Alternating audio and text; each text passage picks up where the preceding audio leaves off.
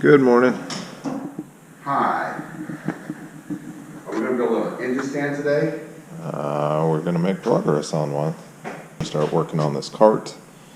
And got some angle iron there. We're going to use some supports. I've got kind of a pedestal stand for the motor that will bolt to the side. We've got a radiator. We've got fans. I've got a lot of the electrical. We've got a wiring harness. So, yeah, that'll sit on there. And then those will sit on the skids we're going to weld in on the cart. Nice. So anyway, it probably won't run today, but we will absolutely make some progress. Got a place to put it. Which then frees up an engine stand. There you go. We're ready to weld a bracket on. Are we ready to weld on a bracket? Edit that.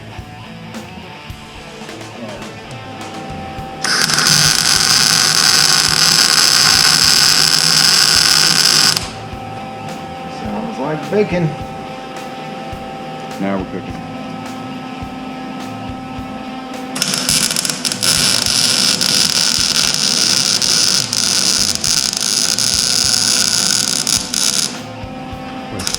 We got those brackets, those where we mount the base onto the rolling cart, which is now will be a running engine cart. So we've just got 2 bolts in there right now. We'll find some others and get that bolted down. So I think this turned out to be a pretty good day. I got a lot of stuff done. This is a big part of the Ombre project, is getting this engine stand going so we can pull some more engines, clean them up, make sure they run, demonstrate that they run, sell them, so we've got parts for the car. That is the Bad Ombre at its core. We are trying to go as fast as we can with $3,000, and we are hoping to use none of those $3,000 from our own pocket. So it's going to be a lesson in sweat equity, but we want to show everyone out here that it doesn't matter if you donate 2 cents to rub together, as long as you're willing to put in some work. You can, It can happen for you. It's a good weekend in the spare parts garage. See if that fan works. Oh, heck yeah. Look at that.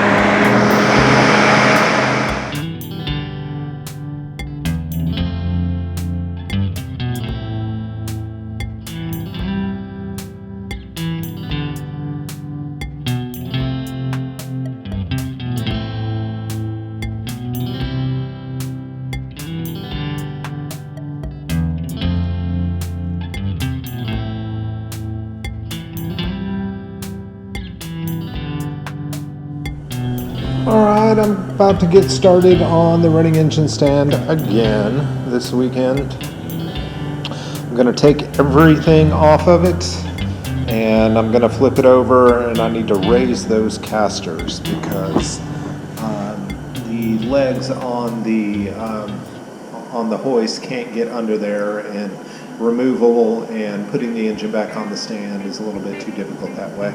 So I have cut some pieces over here to do extensions, so stilts, if you will, so it's going to sit about 3 inches higher than it is right now. But I'm going to strip everything down, flip it over, get that part of it done.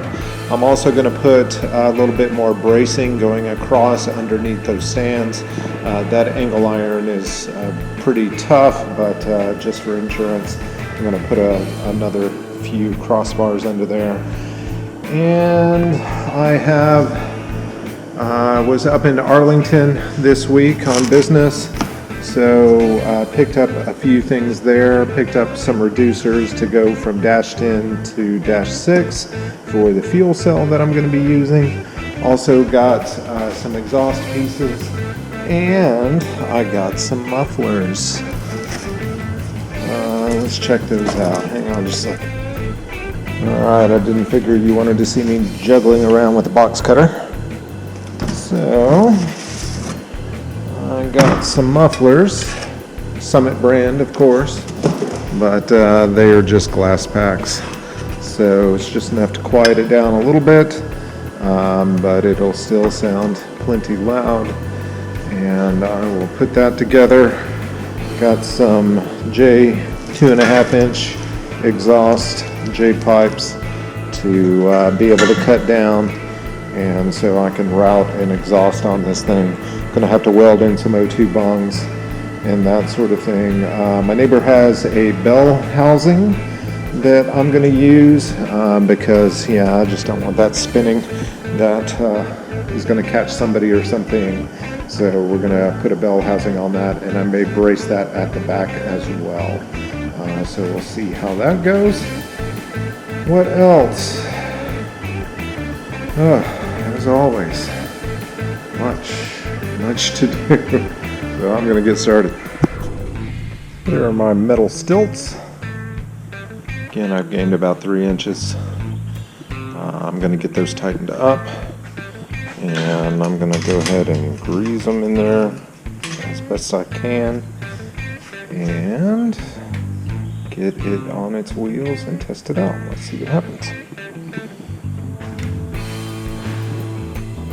Bolts don't look too bad.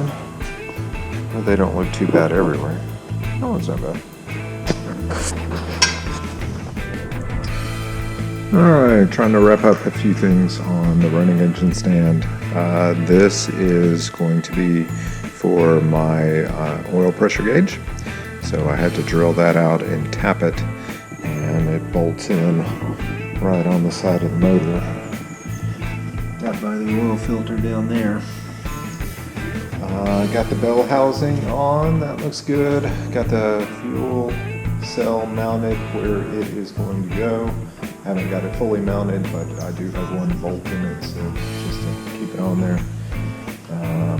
I've got a lot of wiring to do on this panel, and I'll get started on that.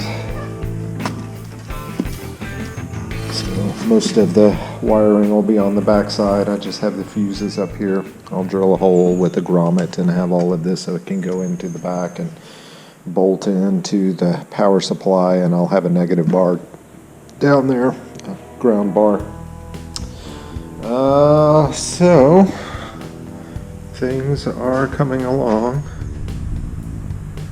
Made a little more progress. I've got some things mounted on the panel. I've got most of the holes drilled. I think I'm gonna have to drill a hole just like this one over here, so when all of these connect, they can run back through to the other side. But I have the positive distribution block mounted here, the negative here, as you can see on the back side. And then over here, I have 3 relays. And so I've got to wire all of that in. That's all of the windows mounted.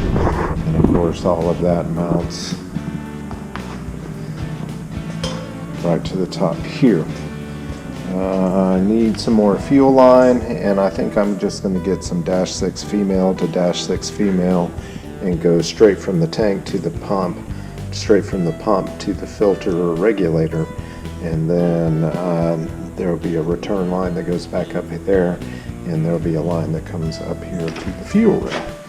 So I just have to get some fuel line, and I can wire all that. I've got pretty much all of the wiring done.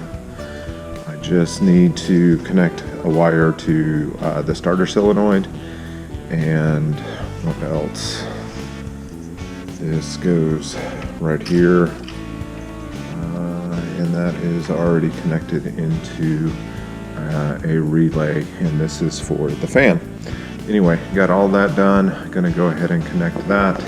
It's got the switch and everything on this side. Of course, it's upside down right now. Switches and fuses. A battery box just out of spare parts, spare metal that I had laying around. So while it is not the prettiest, it will function as it should function. Give it a little room in case you end up with a different size battery one day. But I think that will work fine, so that when I roll it around, it doesn't fall out. Anyway, still much. I could have probably made a bigger mess, but I would have had to work at it. We are getting close. I've got the wiring harness pretty much installed. I put the front accessories back on, and of course we'll have to get a belt on it. Looks like I will have to rig up something to keep this up and out of the way so it don't interfere with that, or I'll have to get another solution for that, which is probably more likely. These wires go to the fuse block that is on the front of the panel here. I will need to run, I need to go and get some thicker grade electrical wire. Need to do a good solid ground from this bar down to the frame here. Also want to run a pretty thick gauge wire. This is goes to the starter solenoid, and I have some wires in here, the trigger wire for the fuel that I need to connect, and that is down in that mess down there. And what is this? This is power to the fuel pump, and I've already got that wired and got this little quick disconnect. I also need to be able to go from the battery to the starter, and the battery up to this positive battery bar. I know I'm making everyone seasick, sorry about that. I'm going to use this cable, and it'll go directly on this positive post, and that end will go to the starter under there, and I am going to get a nice thick gauge wire to solder into there and hook up probably to that post right there, and that will power the whole board, power the wiring harness, and of course provide power directly to the starter. Anyway, I probably have, I don't know, 2 or 3 hours yet to go. I'm out of time today. I'm going on a date with the wife and going out to dinner, so I need to clean up this mess so that we can get a car back in here later tonight. It is 9:30 in the morning. Big brother came to town for boys' weekend.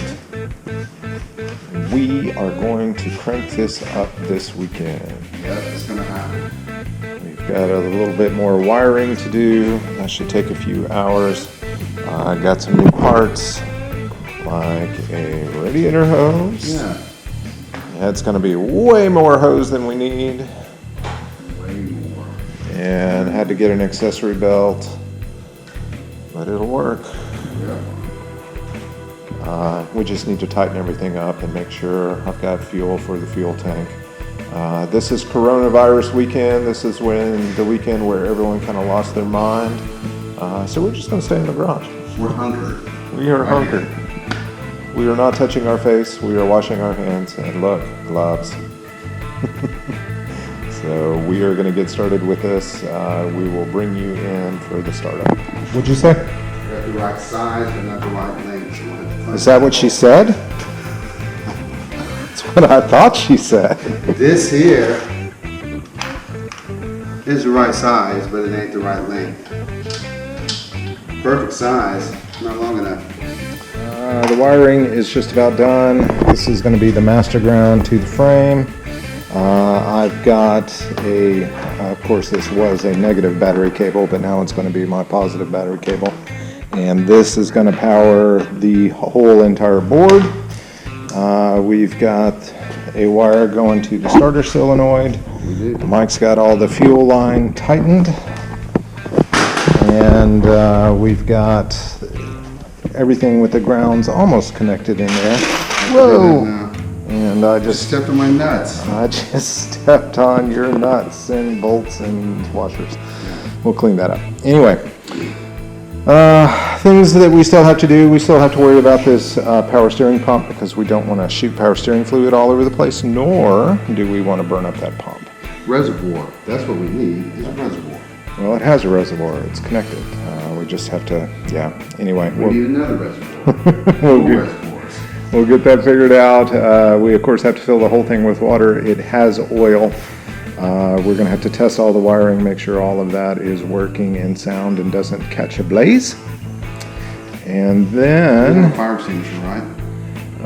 it's in 82. I'll have to pull it out. We need to get it handy. We've got an OBD2 port connected right here, Look at so that. Jeffrey can do some tuning magic to this Magic.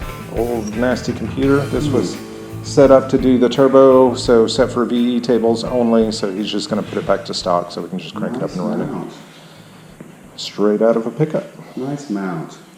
So we're probably an hour and a half, 2 hours away from making rumbly noises. Correct. Okay, we are connecting the positive battery cable. Hang on to your butts, boys and girls. Nothing's caught on fire yet. But we do have the fire extinguisher handy, right? We have a fire extinguisher right there. Good. Arm's reach. Okey-dokey. We're within a step. Feel better now. We are grounded here. We welded a bolt there. Nice. It's grounded over here. We don't have the computer connected right now, but we can check some other things. And we're going to. All right, ignition.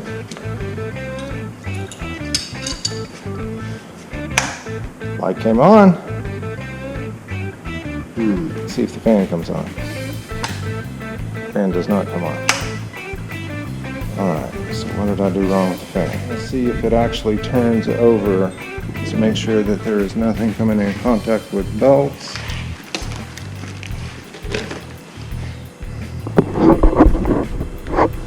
The belt is free. Okay, let's see what happens.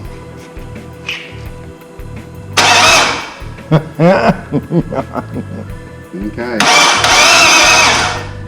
If it were not for bad luck, I would have no luck at all. Drip, drip, drip. We were putting water in it to crank it up and found a water leak up front. That was just the steam vent. But then there was water coming completely out of this hole and this hole. Right. There's something ain't right in there. That ain't right. Ain't none of that supposed to happen. Yes. We knew the former owner of this engine. They did not divulge that this might be a problem. Holy crap. Perhaps they didn't know. Perhaps that's why it was in the yard. Perhaps. These questions and many others will be answered in the spare parts garage. Not today, probably not tomorrow. Holy crap.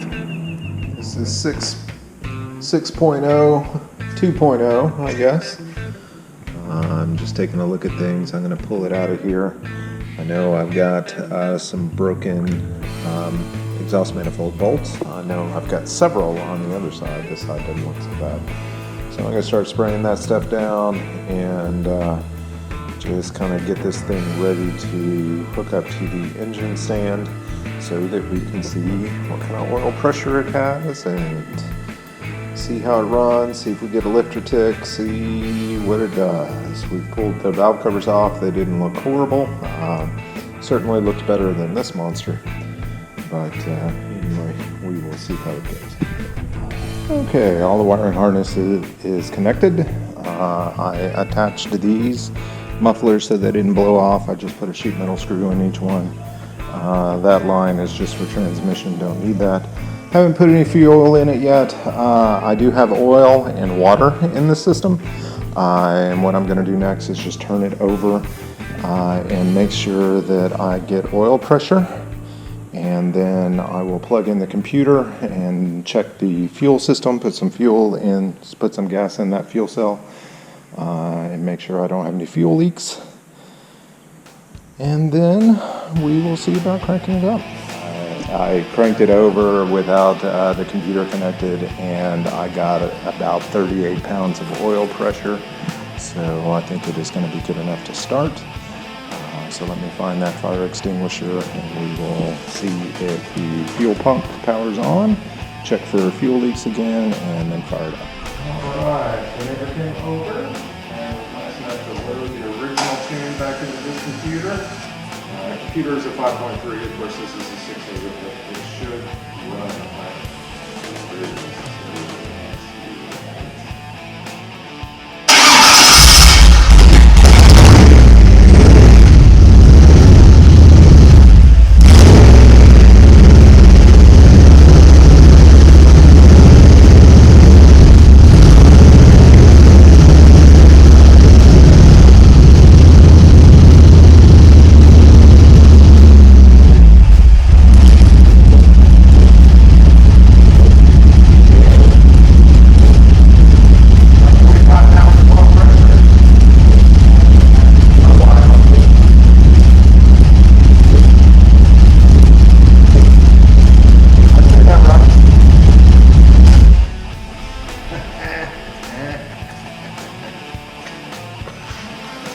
Oh, I finally get to cross one project off the list. It runs. The running engine stand works. Amazing. I've only been working on this, I don't know how long. But it works. Looks like I got a little oil leak. But I can test motors, know if they run, before I stick them in vehicles. Oh, ladies and gentlemen, it is always a good day when you can cross things off the list. It is wired, it is plumbed, everything is done, and it runs.